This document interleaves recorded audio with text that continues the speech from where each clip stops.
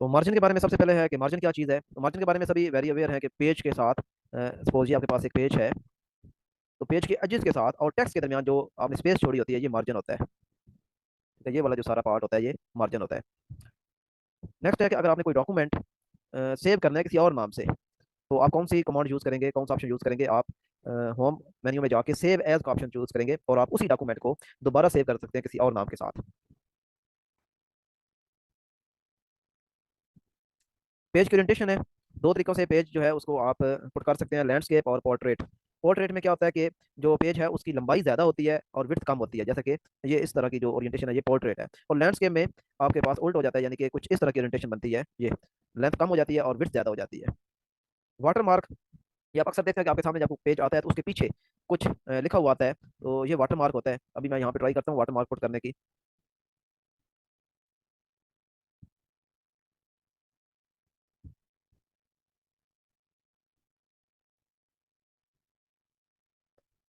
तो प्रॉब्लम है, लॉक हुआ है सिस्टम। तो एनीवेज, टेक्स्ट के पीछे आपको कुछ इस फॉर्म में यहाँ पे इस तरह नजर आता है। जैसे मैं ब्रेनिक अकेडमी लिख देता हूँ, ठीक है। लोग ये अपना जो है जो भी बिजनेस कर रहे हैं या अकेडमी या इंस्टीट्यूशन का नाम टेक्स्ट के पीछे लिखा हुआ आपको नजर आता है, फेंट कलर में, लाइट कलर में।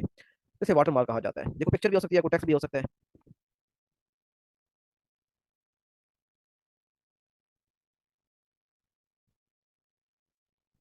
Power point and adobe flash, ये जो दो सॉफ्टवेयर है, ये एग्जांपल है मल्टीमीडिया प्रेजेंटेशन सॉफ्टवेयर के। पावर पॉइंट के बारे में तो सभी जानते हैं, ये मल्टीमीडिया प्रेजेंटेशन सॉफ्टवेयर है। इसके अलावा एक और है, एडोब फ्लैश। स्लाइड क्या चीज़ है? जब आप कोई प्रेजेंटेशन तैयार कर रहे होते हैं तो उसका जो सिंगल पेज होता है, जो सिंगल एक स्लाइड होती है, उसे आप नॉर्मली हम स्लाइड का वर्ड यूज करते हैं, लेकिन पावर पॉइंट में जब आप कोई फाइल तैयार कर रहे होते हैं तो उसका जो एक सिंगल पेज होता है उसे स्लाइड कहा जाता है। और स्लाइड शो, जब आपकी तमाम स्लाइड्स आप तैयार कर लेते हैं तो उसको आप जब एक के बाद दूसरी को रन कर देते हैं तो इसे कहते हैं स्लाइड शो। एनिमेशन क्या है? ये एक ऐसी टेक्निक है जो ऑब्जेक्ट में मोशन क्रिएट करती है। जैसा कि आप यूट्यूब पे कुछ वीडियो देखते हैं जो कि कार्टून्स वगैरह, या आप कोई थ्री डायमेंशनल इमेज देख रहे होते हैं, ऑटोमेटिकली एक्सपेरिमेंट परफॉर्म होता देख रहे होते हैं, ऑब्जेक्ट खुद से मूव कर रहे होते हैं, तो ये सारे के सारे एनिमेशन में आ जाते हैं। ईमेल एड्रेस, आपका कोई भी ईमेल एड्रेस, उसके दो पार्ट होते हैं, एक एट द रेट ऑफ इससे पहले और एक एट द रेट ऑफ उसके बाद। यहाँ पे मैंने एक सिंबॉलिक लिखा है ईमेल एड्रेस, ये pick me up at the rate of Gmail dot com. तो एट द रेट ऑफ से पहले है पिक मी अप, तो पिक मी अप जो है ये यूजर नेम होता है, और एट द रेट के बाद जो आपको नजर आ रहा है जी मेल डॉट कॉम, ये डोमेन होती है। इसके अलावा ईमेल में आपको पता है कि सबसे ऊपर आपने देना होता है कि आप किसे भेज रहे हैं, ठीक है। सीसी, सीसी का मतलब कार्बन कॉपी, सॉरी टू, सबसे ऊपर टू आता है कि आपने ये ईमेल किसे भेजनी है। और उसके बाद आता है सीसी, सीसी के बाद आता है बीसीसी। तो सीसी का मतलब है कार्बन कॉपी, यानी आप ये जो ईमेल है ये किसी एक पार्टिसिपेंट को भेज रहे हैं, यहाँ पे लिखा है, और आप चाहते हैं कि मैं वही कॉपी बतौर सबूत, बतौर प्रूफ किसी और को भी भेजना चाहता हूँ, तो फिर आप उसको सीसी में लिखेंगे। अब इन दोनों का ये होगा कि जब आप सीसी में लिखेंगे तो ये दोनों एक दूसरे को देख सकेंगे, यानी इसे भी पता होगा कि ये ईमेल इसे गई हुई है, और इसे भी पता होगा कि ये ईमेल इसे भी गई हुई है। लेकिन बाद औकात ये होता है कि आपने कोई ईमेल दो लोगों को सेंड करनी होती है, लेकिन आप चाहते हैं कि दोनों को पता ना चले कि मैंने इससे भी की हुई है, ठीक है। मतलब किसी की डिग्री का इशू है, वो यूनिवर्सिटी में कंट्रोलर को भी मेल करना चाहता है, वाइस चांसलर को भी मेल करना चाहता है, वो एडमिशन डिपार्टमेंट भी मेल करना चाहता है, तो आप एक सी सी एक सॉरी टू में करें, कंट्रोलर ऑफ एग्जामिनेशन को आप टू में लिखें, और नेक्स्ट जो वाइस चांसलर को आपने करना है वो बीसीसी में कर दें। तो यहाँ पे वाइस चांसलर की ईमेल आउटपुट कर दें, तो अब इन दोनों को आपस में पता नहीं चलेगा, ना वाइस चांसलर को पता चलेगा कि आपने ईमेल जो है वो कंट्रोलर को भी की हुई है, और ना ही कंट्रोलर को पता चलेगा कि आपने वाइस चांसलर को की हुई है। तो ये बीसीसी का एडवांटेज है। बीसीसी का मतलब होता है blind carbon copy, blind carbon copy. Spreadsheet क्या है? एक्सेल में होता है। It is a computer program used to enter, analyse and calculate data for record keeping, ठीक है। एक्सेल में आपको जो एक पूरी इस तरह की शीट नजर आ रही होती है, कॉलम्स वाली, सेल वाली, ये एक स्प्रेडशीट होती है।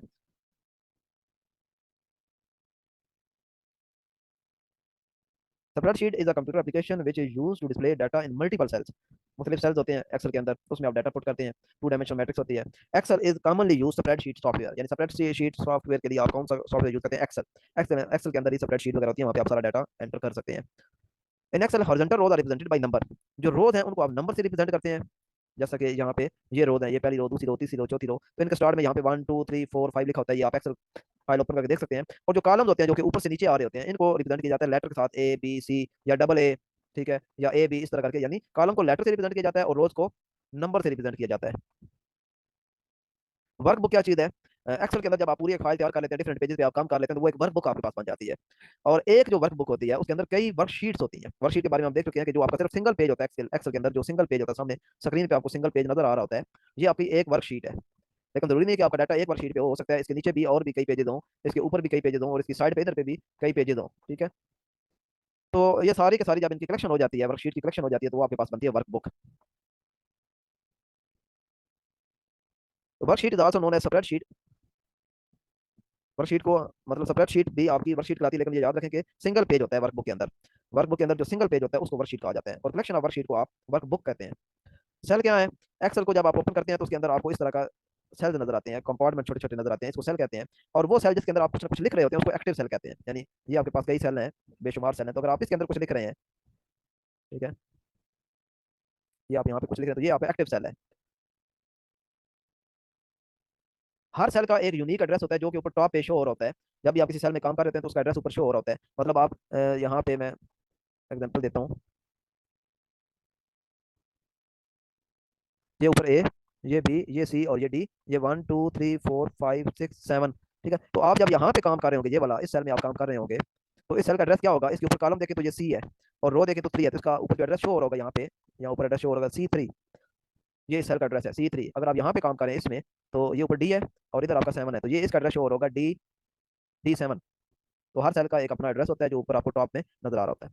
सेल रेंज, अगर आप एक से ज्यादा सेल को सिलेक्ट करते हैं उनको मर्ज करने के लिए या उसके अंदर इकट्ठा को लिखने के लिए, जिसे सेल रेंज कहा जाता है। मैथमेटिकल ऑपरेशन, जितने भी मैथमेटिकल ऑपरेशन होते हैं वो सारे के सारे इक्वल साइन से शुरू होते हैं। चाहे आपने सम का मैथमेटिकल ऑपरेशन करना है, डिफरेंस का, मल्टीप्लिकेशन, एवरेज, या जो भी आपने कोई मैथमेटिकल ऑपरेशन करना है, उनका फार्मूला हमेशा किससे शुरू होता है? वो स्टार्ट होता है इक्वल के साइन के साथ। क्लिप बोर्ड, ये आजकल मोबाइल में भी आप देखते हैं कि जब भी आप कुछ चीज पेस्ट करने लगते हैं तो वहाँ पे एक ऑप्शन आता है क्लिप बोर्ड का। क्लिप बोर्ड क्या होता है? वहाँ पे आपको मुख्तलिफ कॉपीड कंटेंट नजर आते हैं, तो जहाँ जो आपका मर्जी का कंटेंट होता है, चाहे वो आपने रिसेंटली कॉपी किया हुआ है या आपने थोड़ी देर पहले कॉपी किया, वहाँ पे वो शो हो रहा होता है। तो आप कह सकते हैं कि क्लिप बोर्ड एक टेम्परेरी स्टोरेज प्लेस होती है जहाँ पे आपका कुछ डाटा कॉपीड होता है और आप अपनी जरूरत के तौर से कहीं पे भी पेस्ट कर सकते हैं। Phone size, the size of a phone, phone ये फोन नहीं है, फोन है।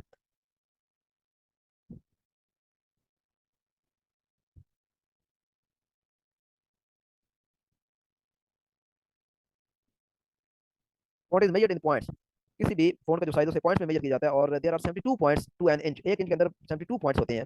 If font size increase, the row height is automatically increase. यानी अगर आप एक्सेल में काम कर रहे हैं और उसमें आप फॉन्ट बढ़ाते हैं तो उसकी हाइट जो है वो ऑटोमेटिकली इंक्रीज हो जाती है।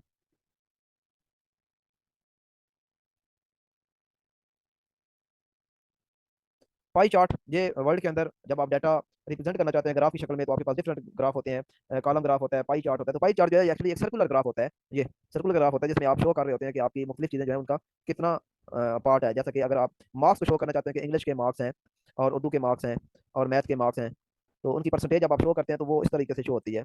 यहाँ पे इंग्लिश अगर इतने मार्क्स हैं तो फिर कुछ ऐसा यहाँ पे उर्दू का आ जाएगा, और ये बाकी सारा मैथ का। तो ये ग्राफ शो कर रहा है कि मैथ के मार्क्स बच्चे के सबसे ज्यादा हैं और उर्दू और इंग्लिश के मार्क्स तकरीबन बराबर है। तो ये एंगल से यहाँ पे शो हो रहा होता है कि कितना एंगल इसने कवर किया होगा, और उस एंगल को फिर आप कन्वर्ट कर सकते हैं प्रॉपर मार्क्स में। फुल जो सर्कल होता है वो 100% शो कर रहा होता है, 360 डिग्री होते हैं उसमें।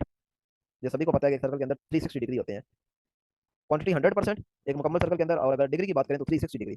फ्लो चार्ट, फ्लो चार्ट एक डायग्राम होती है जो कि जो कोई प्रोसेस आप कर रहे होते हैं प्रोग्रामिंग में, तो उस प्रोसेस को स्टेप बाय स्टेप वो एक्सप्लेन करता है। जैसा कि मुख्तलिफ फिगर्स और एरो से, कोई भी जो प्रोसेस है उसको मुख्तलिफ फिगर्स और एरो से रिप्रेजेंट किया जाता है। तो ओवल शेप जो है ये हमें हमेशा बताती है स्टार्ट या एंड के बारे में।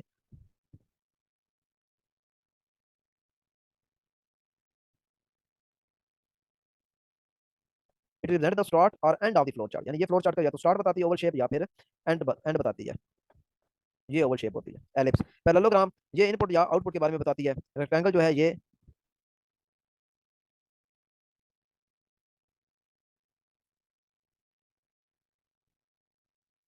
प्रोसेस के बारे में बताती है कि आपने कौन सा प्रोसेस अप्लाई किया हुआ है। डायमंड शेप जो है ये डिसीजन के बारे में बताती है कि जो प्रोसेस आपने किया उसका आप डिसीजन करेगा, यानी फाइनल स्टेप होगा ये। प्रोग्राम क्या होता है? It is a set of instructions, instruction का एक सेट होता है। प्रोग्रामिंग के लिए एक अपनी एक खास लैंग्वेज होती है, जिस तरह हम आपस में दूसरे के साथ कम्युनिकेट करने के लिए एक लैंग्वेज यूज करते हैं। तो प्रोग्रामिंग लैंग्वेज के लिए जो फेमस प्रोग्रामिंग लैंग्वेज है वो फोर्ट्रॉन है, कोबाल है, सी है, सी प्लस प्लस है, जावा है, बेसिक है। नेक्स्ट कुछ टर्म्स है कांस्टेंट, ये वो क्वांटिटीज होती हैं, ये वो क्वांटिटीज होती हैं जिनकी वैल्यू फिक्स होती है, साइंस वाले स्टूडेंट जानते हैं, और इनको आप प्रोग्राम के दौरान चेंज नहीं कर सकते। तो दो किस्म के कांस्टेंट होते हैं, स्ट्रिंग कांस्टेंट और न्यूमेरिक कांस्टेंट। तो स्ट्रिंग कांस्टेंट जो है there are sequence of alphabet, alphabetic characters enclosed in a double quotation. Double quotation के अंदर जब आपने कुछ अल्फाबेट लिखे होते हैं तो वो स्ट्रिंग कांस्टेंट, जैसा कि ये डबल कोटेशन में मेल लिखा हुआ है तो ये स्ट्रिंग कांस्टेंट है। न्यूमेरिक कांस्टेंट जो नंबर्स हैं, नाम से इधर है, न्यूमेरिक कांस्टेंट इसमें नंबर इन्वॉल्व होते हैं। नेक्स्ट वेरिएबल, ये कैसे आप कह सकते हैं कि नेम स्पेस होती है जिसकी कोई फिक्स्ड वैल्यू नहीं होती, बल्कि ये आप कंप्यूटर प्रोग्रामिंग में चेंज कर सकते हैं। तो इसके भी आगे दो टाइप्स होती हैं।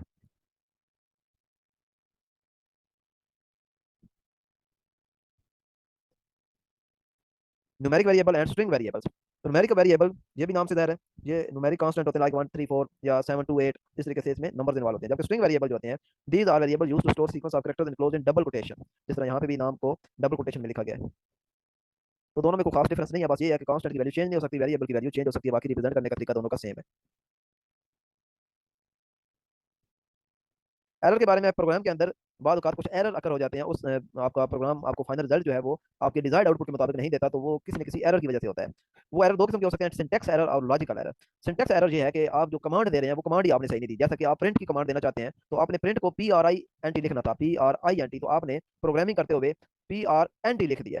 ठीक है, तो ये अब जब आप एंड पे एग्जीक्यूट करने की कोशिश करेंगे प्रोग्राम, तो ये एग्जीक्यूट नहीं हो पाएगा बल्कि एरर देगा। सिमिलरली आप लिख देते हैं 5 is equal to X, programming में 5 इज इक्वल टू एक्स आप जब लिख देंगे तो ये भी कंप्यूटर नहीं समझेगा, जबकि x इज इक्वल टू 5 को वो समझ सकता है कि x इज इक्वल टू 5 क्या चीज़ है। तो इस तरह की जब आप मिस्टेक कर देते हैं तो ये सिंटैक्स एरर होता है। लॉजिकल एरर ये ऐसा एरर होता है जो कि कंप्यूटर इसको बिल्कुल सही समझता है, कंप्यूटर इसे बिल्कुल एरर नहीं समझता, कंप्यूटर की लैंग्वेज में ये बिल्कुल ओके होता है, लेकिन आपका जो रिजल्ट होता है वो ठीक नहीं होता। मसलन आपने सम करना है दो चीज़ों का, और आप सम का फार्मूला कंप्यूटर को दे देते हैं x माइनस वाई। अब कंप्यूटर समझेगा कि जब भी आपने दो चीज़ों का सम करना है तो आपने 5 माइनस 3 करके आंसर 2 निकाल देना है। कंप्यूटर इसको आंसर 2 निकाल देगा और कंप्यूटर के मुताबिक ये आंसर 2 ठीक होगा। लेकिन आप जब देखेंगे कि मैंने तो 5 माइनस 3 किया था, तो सॉरी 5 प्लस 3 करना था, तो वो तो 8 आंसर आना चाहिए था, ये 2 आ रहा है। तो कंप्यूटर इसे बिल्कुल ठीक लेगा, क्योंकि कंप्यूटर को जो आपने कमांड दी है वो उसे जानता है। ठीक है, कंप्यूटर ने जो आपने कंप्यूटर को कमांड दिया, कंप्यूटर से जानता है, वो इसे सही समझता है, लेकिन आपने उसे फार्मूला गलत दे दिया है। तो लिहाजा इस तरीके से ये जो एरर होता है ये लॉजिकल एरर होता है, और ये भी याद रखें कि लॉजिकल एरर वेरी हार्ड होता है, वेरी डिफिकल्ट होता है, आप इसे डिटेक्ट नहीं कर सकते। कुछ ऑपरेटर्स हैं जो मुख्तलिफ ऑपरेशन के लिए यूज होते हैं, जैसे कि अरिथमेटिक ऑपरेटर्स में आपके पास plus minus asterisk back slash और ये हैट, और मॉडुलस के लिए MOD मॉडुलस। ठीक है, ये जो मॉड आप पढ़ते हैं। असाइनमेंट ऑपरेटर, इक्वल का जो साइन होता है इसे असाइनमेंट ऑपरेटर कहते हैं, और मैंने बताया था कि कोई भी फार्मूला जब आप स्टार्ट करते हैं एक्सेल के अंदर तो वो हमेशा इक्वल के साइन से स्टार्ट होता है। नेक्स्ट है रिलेशनल ऑपरेटर, तो ये greater than, less than equal to, greater than equal to, ये वाले सारे जो ऑपरेटर हैं ये रिलेशन ऑपरेटर कहलाते हैं, और ये हमेशा कंपैरिजन के लिए यूज किए जाते हैं। कंप्यूटर लैंग्वेज जो भी हमने पीछे पढ़ी थी बेसिक, तो ये बेसिक जो है इसका आपको पता होना चाहिए कि ये किसका एब्रिविएशन है, beginner all purpose symbolic instruction code. और बेसिक के अंदर दो कमांड जो है वो भी आपको पता होनी चाहिए, एक CLS कमांड है, ये क्लियर स्क्रीन के लिए यूज होती है, और F2 की जो है ये रन कमांड के लिए यूज होती है, यानी जब आपने प्रोग्राम रन करना होता है तो आप F2 की प्रेस करते हैं। तो ये था जी आज का सेशन, लास्ट सेशन था बेसिक कंप्यूटर साइंस का।